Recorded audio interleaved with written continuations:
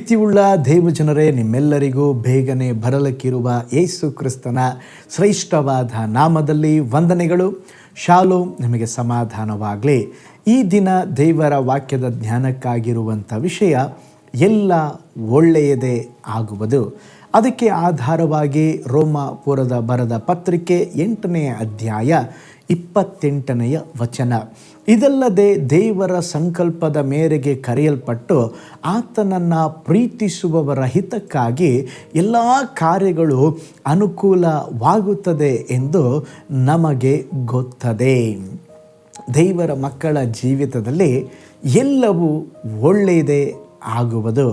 ದೇವರನ್ನು ಪ್ರೀತಿಸುವವರಿಗೆ ಎಲ್ಲವೂ ಒಳ್ಳೆಯದೇ ಆಗುವುದು. ನಾನು ನನ್ನ ಜೀವಿತವನ್ನು ಕರ್ತನಿಗೆ ಒಪ್ಪಿಸಿಕೊಟ್ಟಿದ್ದೇನೆ, ಎಲ್ಲವನ್ನ ಆತನು ನೋಡಿಕೊಳ್ಳುವನು ಎಂಬ ಭರವಸೆ ಉಳ್ಳವರಿಗೆ ಒಳ್ಳೆಯದೇ ಆಗುವುದು. ತಮ್ಮ ಭಾರಗಳನ್ನೆಲ್ಲವ ಕರ್ತನ ಮೇಲೆ ಇಟ್ಟವರಿಗೆ ಒಳ್ಳೆಯದೇ ಆಗುವುದು. ಒಂದು ನಡೆದ ಅದ್ಭುತ ಸಾಕ್ಷಿಯನ್ನು ನಿಮ್ಮೊಂದಿಗೆ ಹಂಚಿಕೊಳ್ಳುತ್ತೇನೆ. ಒಂದು ಕುಟುಂಬದವರು ಒಮ್ಮೆ ಭಾನುವಾರ ಬೆಳಿಗ್ಗೆ ಆರಾಧನೆಗೆ ಹೋಗುವ ಮೊದಲು ಅವಸರವಾಗಿ ಮಧ್ಯಾಹ್ನಕ್ಕೆಂದು ಮೀನು ಸಾರು ಮಾಡಿ ಇಟ್ಟು ಆಲಯಕ್ಕೆ ಹೋದರು. ಅಲ್ಲಿ ಸಂತೋಷದಿಂದ ಹಾಡಿ ದೇವರನ್ನು ಸ್ತುತಿಸಿ ಪ್ರಸಂಗವನ್ನು ಕೇಳಿದರು. ಆ ದಿನ ಬೋಧಕರು ಇದೇ ವಾಕ್ಯವನ್ನು, ಅಂದರೆ ರೋಮಾಪುರದ ಪತ್ರಿಕೆ 8:28, ಆತನನ್ನು ಪ್ರೀತಿಸುವವರ ಹಿತಕ್ಕಾಗಿ ಎಲ್ಲ ಕಾರ್ಯಗಳು ಅನುಕೂಲವಾಗುತ್ತದೆ ಎಂಬ ವಾಕ್ಯದ ಕುರಿತು ಪ್ರಸಂಗಿಸಿದರು. ಆರಾಧನೆ ಮುಗಿಯಿತು. ಸಂತೋಷದಿಂದ ಮನೆಗೆ ಹಿಂತಿರುಗಿ ಬಂದಾಗ ಅವರನ್ನು ತಲ್ಲಣಗೊಳಿಸುವ ಒಂದು ಸಂಗತಿ ಕಾದಿತ್ತು. ಎಲ್ಲಿಂದಲೋ ಒಂದು ಬೆಕ್ಕು ಬಂದು ಮೀನಿನ ಸಾರಿನ ಪಾತ್ರೆಯನ್ನು ಉರುಳಿಸಿ ಹೋಗಿತ್ತು. ಸಾರೆಲ್ಲ ಚೆಲ್ಲಿ ಹೋಗಿತ್ತು. ಮಕ್ಕಳು ಕೇಳಿದರು, ಅಮ್ಮ ಯಾಕಮ್ಮ ಹಿಂಗಾಯ್ತು? ಆಗ ಅಮ್ಮ ಹೇಳಿದರು, ಇವತ್ತು ಪಾಸ್ಟ್ರು ಹೇಳಿದ್ರಲ್ವಾ, ಪ್ರೀತಿಸುವವರ ಹಿತಕ್ಕಾಗಿ ದೇವರ ಎಲ್ಲವನ್ನ ಒಳ್ಳೆಯದೇ ಮಾಡ್ತಾರೆ, ನೀವು ಸಮಾಧಾನದಿಂದ ಇರ್ರಿ. ನಂತರ ಕೆಳಗೆ ಬಿದ್ದಿದ್ದ ಪಾತ್ರೆಯನ್ನು ತೆಗೆಯಲು ಹೋದಾಗ ಇನ್ನೂ ಗಾಬರಿ ಹುಟ್ಟಿಸುವಂಥ ವಿಷಯ ತಿಳಿಯಿತು. ಏನಂದರೆ, ಮೀನು ಸಾರಿನ ಪಾತ್ರೆಯೊಳಗೆ ಹಲ್ಲಿ ಸತ್ತು ಬಿದ್ದಿತ್ತು. ಆಗ ಅವರಿಗೆ ತಿಳಿಯಿತು, ದೇವರು ಯಾಕೆ ಬೆಕ್ಕು ಪಾತ್ರೆಯನ್ನು ಉರುಳಿಸಲು ಅನುಮತಿಸಿದ್ದಾರೆ. ಓ ಸ್ತೋತ್ರ! ಆ ಬೆಕ್ಕು ಆ ಮೀನಿನ ಸಾರನ್ನು ಚೆಲ್ಲಿದ್ದರಿಂದ ಆ ವಿಷ ಅವರು ಸೇವಿಸದೆ ಬದುಕಿಕೊಂಡರು. ಪ್ರೀತಿಯುಳ್ಳ ದೇವಜನರೇ, ನಮ್ಮ ಜೀವಿತದಲ್ಲಿ ಕೂಡ ಅನೇಕ ಹೋರಾಟಗಳು, ಸವಾಲುಗಳು, ಸಮಸ್ಯೆಗಳು ಬರಬಹುದು. ನಮಗೆ ಗೊತ್ತಾಗೋದಿಲ್ಲರೆ ಎಲ್ಲ ಒಳ್ಳೆಯದಕ್ಕೆ. ಯೋಬನ ಹೆಂಡತಿಗೆ ಅದು ಗೊತ್ತಾಗಲಿಲ್ಲ.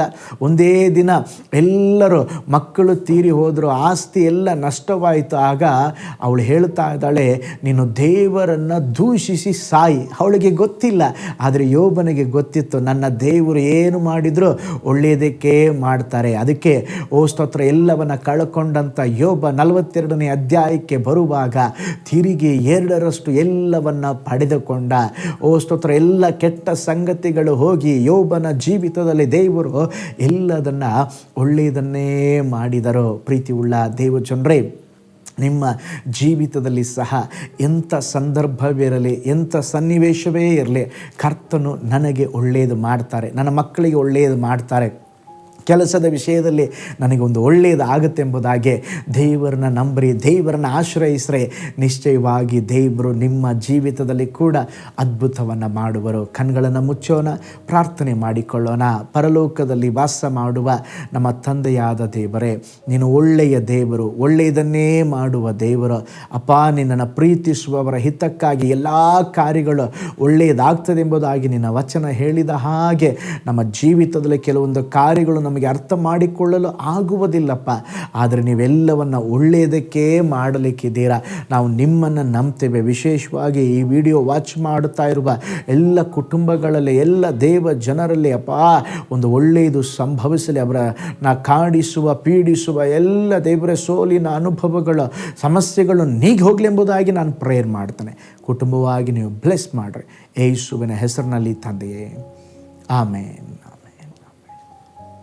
Praise the lord. ಹಾಗಾದರೆ ದೇವರು ನಮ್ಮ ಬಾಳಿನಲ್ಲಿ ಎಲ್ಲವನ್ನು ಒಳ್ಳೆಯದನ್ನೇ ಮಾಡುವರು, ಅವರು ಒಳ್ಳೆಯ ದೇವರು. ಹಾಗಾದರೆ ದೇವರನ್ನ ನಂಬೋಣ.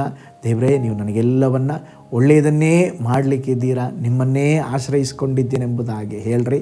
ದೇವರು ನಿಮ್ಮ ಬಾಳಿನಲ್ಲಿ, ಬದುಕಿನಲ್ಲಿ ಒಂದು ಒಳ್ಳೆಯದನ್ನು ಮಾಡಲಿ. ದೇವರು ನಿಮ್ಮನ್ನು, ನಿಮ್ಮ ಕುಟುಂಬವನ್ನು ಬ್ಲೆಸ್ ಮಾಡಲಿ. ನಾಳೆ ಮತ್ತೊಂದು ದೈನಂದಿನ ಧ್ಯಾನದಲ್ಲಿ ನಾನು ನಿಮ್ಮನ್ನು ಸಂಧಿಸ್ತೇನೆ. ನಾನು ನಿಮ್ಮ ಪ್ರೀತಿಯ ಸೇವಕ pastor Paul Joy. God bless you all.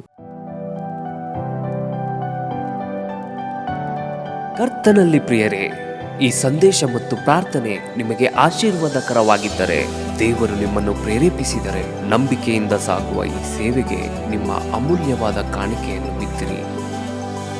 ಪ್ರೀತಿಯ ದೇವಜನರೇ, ವಾಯ್ಸ್ ಆಫ್ ಹೋಪ್ ಮಿನಿಸ್ಟ್ರಿಯ ವತಿಯಿಂದ ಕೋರಮಂಗಲದಲ್ಲಿ ಪ್ರತಿ ಭಾನುವಾರ ಬೆಳಿಗ್ಗೆ 9:30ಕ್ಕೆ ಕನ್ನಡ ಆರಾಧನೆ ನಡೆಯುತ್ತಿದೆ. ಆತ್ಮಭರಿತವಾದ ಆರಾಧನೆ, ಮನಮುಟ್ಟುವ ಸಾಕ್ಷಿ, ಬಲಪಡಿಸುವ ದೇವ ಸಂದೇಶ. ಬನ್ನಿ, ನಮ್ಮೊಂದಿಗೆ ಭಾಗಿಯಾಗಿ ಕರ್ತನನ್ನು ಆರಾಧಿಸಿರಿ. ನೂತನ ತಿಂಗಳ ಆಶೀರ್ವಾದ ಕೂಟ ಪ್ರತಿ ತಿಂಗಳು ಮೊದಲ ದಿನ ಸಂಜೆ 7 ಗಂಟೆಗೆ. ಪ್ರತಿ ತಿಂಗಳು 2ನೇ ಶನಿವಾರ ಬಿಡುಗಡೆ ಉಪವಾಸ ಪ್ರಾರ್ಥನೆ ಕೂಟ ಬೆಳಿಗ್ಗೆ 10:30ಕ್ಕೆ. ನಿಮಗಾಗಿ ಪ್ರಾರ್ಥಿಸಬೇಕೆ? ನಿಮಗೆ ಯಾವುದಾದರೂ ಪ್ರಾರ್ಥನೆ ಮನವಿಗಳು ಇರುವುದಾದರೆ ಕೆಳಗಿನ ನಂಬರಿಗೆ ಕರೆ ಮಾಡಿ ಅಥವಾ ವಾಟ್ಸಪ್ ಮಾಡಿ. ಈ ಆತ್ಮಿಕ ಸಂದೇಶಗಳು ನಿಮಗೆ ಆಶೀರ್ವಾದಕರವಾಗಿದ್ದರೆ ಲೈಕ್ ಮಾಡಿರಿ. ಇಂಥ ಅದ್ಭುತ ಸಂದೇಶ ಪ್ರತಿದಿನ ನೋಡಲು ಬಯಸುವುದಾದರೆ ಸಬ್ಸ್ಕ್ರೈಬ್ ಮಾಡಿ ಹಾಗೂ ಇತರರೊಂದಿಗೆ ಶೇರ್ ಮಾಡಿರಿ. ಕರ್ತನು ನಿಮ್ಮನ್ನು, ನಿಮ್ಮ ಕುಟುಂಬವನ್ನು ಆಶೀರ್ವದಿಸಲಿ.